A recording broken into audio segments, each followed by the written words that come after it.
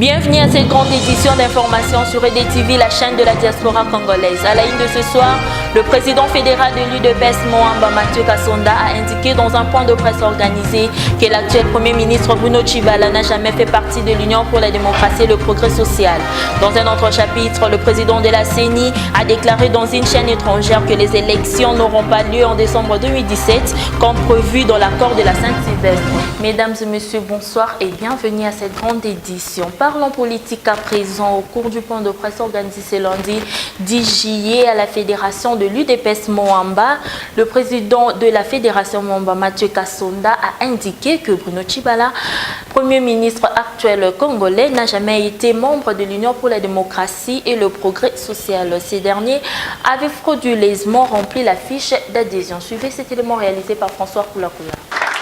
C'est le lundi 10 juillet 2017 que la Fédération de l'Union pour la démocratie et le progrès social Moamba a tenu à éclairer l'opinion nationale et internationale sur la personne de M. Bruno Tshibala, l'actuel Premier ministre de la République démocratique du Congo, n'a jamais été membre de l'Union pour la démocratie et le progrès social de la Fédération de Moamba. En clair, pour son président fédéral Mathieu Kassonda, Bruno Tshibala l'avait frauduleusement rempli sa fiche d'adhésion. Regardez. Comment on peut accepter qu'au sommet de l'État, qu'on ait des gens frauduleux?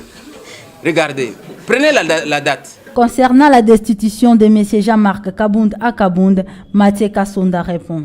Comment peut-on expliquer que, depuis le 19 décembre 2013, date évidemment du lancement de la carte du parti, celui qui se dit cadre du parti ne détient pas encore la carte du parti? Ce sont là des questions à leur poser. L'UDPS est un parti qui prône le changement, caractérisé par les valeurs. Est-ce tenir une réunion politique en dehors des sièges du parti, dans un bar, de surcroît, est une valeur? Peut-on engager l'UDPS dans un bar? Voilà pourquoi la base de l'UDPS Moamba ne se sent pas engagée par cette fameuse décision, renouvelle sa fidélité et son engagement aux organes laissés par notre chef et à leurs animateurs jusqu'au prochain congrès extraordinaire. Par ailleurs, il a invité les Congolais en général et les membres de sa fédération en particulier de s'enrôler massivement pour les élections prochaines. Toujours en politique, suite à la déclaration du président de la Commission électorale nationale indépendante, Corneille Nangaa, sur le plateau d'une chaîne internationale à propos de l'impossibilité d'organiser les élections en 2017 comme prévu dans l'accord du 31 décembre 2016, plusieurs Congolais ont donné leur point de vue. Suivez. Incroyable mais vrai. Nangaa, le président de la CENI, a affirmé sur le plateau de TV5 Monde qu'il n'y aura pas les élections cette année, comme auraient souhaité plusieurs acteurs politiques. Contre toute entente, Nangaa évoque le non-enrôlement du Kassai pour enrichir sa thèse. Quelques qui n'ont interrogé à ce sujet expriment leur mécontentement. La CENI, c'est l'organe technique d'organisation des élections. Lorsqu'il a fait cette déclaration, nous pouvons pas directement considérer ces déclarations, mais nous rappelons à M. Corneille Nangaa que lors des négociations de l'accord du 31 décembre, M. Corneille Nangaa a été appelé comme expert technique pour dire aux négociateurs que nous allons organiser les élections le 31 décembre 2017. Raison pour laquelle cette date du 31 décembre 2017 a été maintenue sous le barbe de M. Corneille Nangaa. Aujourd'hui, M. se rebuffe en nous disant que nous n'allons pas organiser les élections cette année. Mais c'est contradictoire au rapport que lui, il a fait aux négociateurs du 31, de l'accord du 31 décembre. Nous disons ceci, nous, peuple congolais, ce qui est ultime pour nous, c'est l'organisation des élections cette année. Le gouvernement sache que nous attendons le 31 décembre, nous devons aller voter. Il n'y a pas question de nous dire qu'il y aura encore une énième report des élections cette année. Grâce soit faite à la nation congolaise pour cette année, d'autant plus que les élections ne seront pas tenues. À noter que quand le navire prend l'eau, on ne saute pas, mais on s'écope. L'enrôlement des électeurs amorcé par la Commission électorale nationale indépendante marche à pas des tortues. Pourtant, les élections sont tant entendues avec impatience au pays des Lumumba. Suivez cette réflexion de Vincent Muzungu. Le processus électoral en RDC présente et représente beaucoup de malaises, notamment au centre où s'effectue l'opération de l'enrôlement. Il y a à boire et à manger. Des machines sont à compter au bout des doigts pour un grand nombre de gens et l'on assiste à un scénario devant certains soi-disant agents et opérateurs électoraux ne disposant pas des prérogatives ou prérequis valables pour faire le service avec ténacité et rapidité. Nul ne s'étonne de cet acte puisque les électeurs congolais comprennent le pourquoi de cette manœuvre dilatoire. En amour, Corneille Nangaa, le patron de la CENI, promet de publier incessamment le calendrier électoral et en aval, les acteurs politiques demandent à ces derniers de ne pas faire le jeu du pouvoir. Par contre, le temps passe assez vite et les Kasaï sont toujours à l'écart de l'enrôlement suite à la guerre asymétrique. Or, d'aucuns prétendent aller aux urnes sans les Kasaï. Ça paraît comme une tornade que l'on perde davantage cette année sans que les élections se tiennent, surtout que le garant de la nation a affirmé à un journal allemand n'avoir rien promis à sa nation, qui vivra verra. Le projet de construction du barrage d'Inga 3 constitue un grand risque d'endettement par son alimentation au pays, d'autant plus que les élections semblent être une hypothèse. Suivez cette réflexion de la rédaction.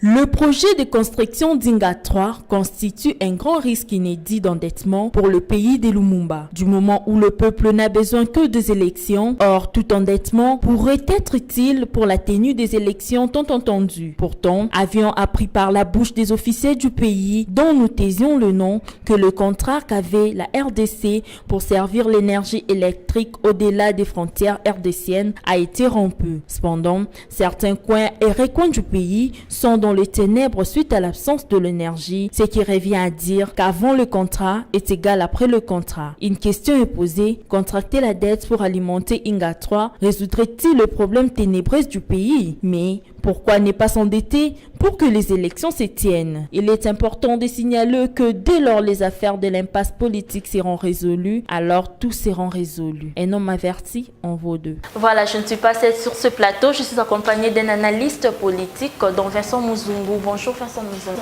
Oui, bonjour madame. Avec lui, nous allons parler de la question politique de l'heure. Monsieur Vincent Muzungu, aujourd'hui, nous venons d'apprendre que le président national de la Commission électorale nationale indépendante, Corneille Nangaa, a déclaré dans une chaîne étrangère que les élections n'auront pas lieu en décembre 2017. Pourtant, un bon nombre de Congolais et politiciens attendent cela. Qu'en pensez-vous? Oui, merci madame pour la parole et l'invitation aussi, étant donné que nous sommes de la maison. Mais oui, cela revient à lui, ce sont ses opinions. On ne peut pas interdire quelqu'un d'émettre une opinion et surtout qu'il est dans sa casquette du président de la CENI. Mais moi j'estime que non, ça serait mal parti du moment où il y a eu certaines organisations internationales qui avait déjà parlé au cours du dialogue qui a été convoqué sous la bénédiction de la CENCO qu'il était encore fort possible à ce que les élections puissent avoir lieu au mois de décembre. Mais quand il dit ça, je comprends que non, il est allé jouer à contre-courant. Mais bon, espérons que ce qu'il a dit, c'est ce qui ne se fera pas. Mais au cas contraire, nous allons toujours prendre notre mal à patience. Le président Vital Kamerhe, le patron de l'UNC, n'est pas d'accord. Kobin Minakou et Léon Kingo Adondo préside la rencontre entre le parti prenant du dialogue de la CENCO. Selon lui, il croit que ces derniers ne sont pas compétents. Comment trouvez-vous cette façon de faire? Le président Vital Kamerhe, que je salue en passant, est un homme bourré d'une bonne intelligence, mais des fois, sa façon de concevoir les propos, certaines analyses, me rend tellement malade parce que je ne comprends pas.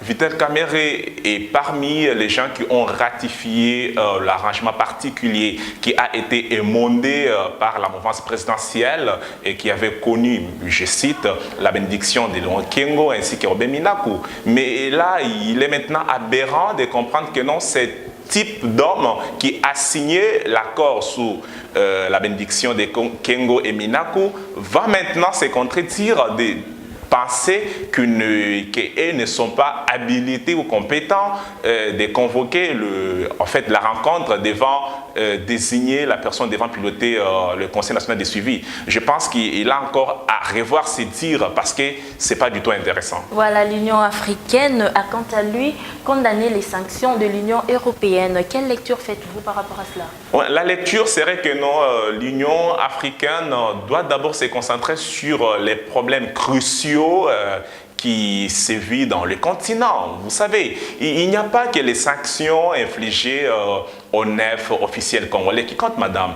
L'Afrique a un problème sérieux. Et puis, ils sont mal placés parce que quand ça va mal, il faudrait à ce que les gens qui ont la compétence de gérer une certaine action puissent investir. Il faut donner un exemple, madame. Quand vous vous battez avec votre mari, il faudrait à ce qu'il puisse avoir une troisième personne qui va faire à ce que le fait puisse être cessé. C'est ça le rôle de l'Union européenne. Moi, je vois ça mal que l'Union africaine puisse se lancer dans un terrain de glissade qui n'est pas du tout bon d'émettre des propos pareils.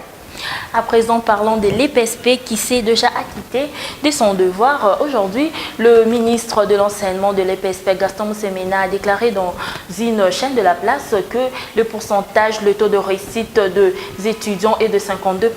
Qu'en pensez-vous par rapport à cette publication?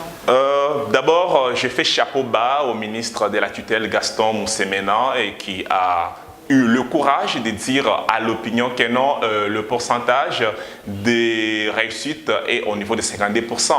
Et puis, je crois que non, nos amis qui n'ont pas été à la hauteur pour avoir les diplômes cette année, ils doivent se mettre à l'ordre pour que non, l'année prochaine, ils puissent décrocher leur bac. Et puis, c'est tout à fait normal. On a besoin des élites, on a besoin d'une bonne formation. Ça ne vaut pas la peine de donner des diplômes comme si on distribuait des cacahuètes aux enfants. Il faudrait à ce que, comme on dit en pédagogie, que les points se méritent.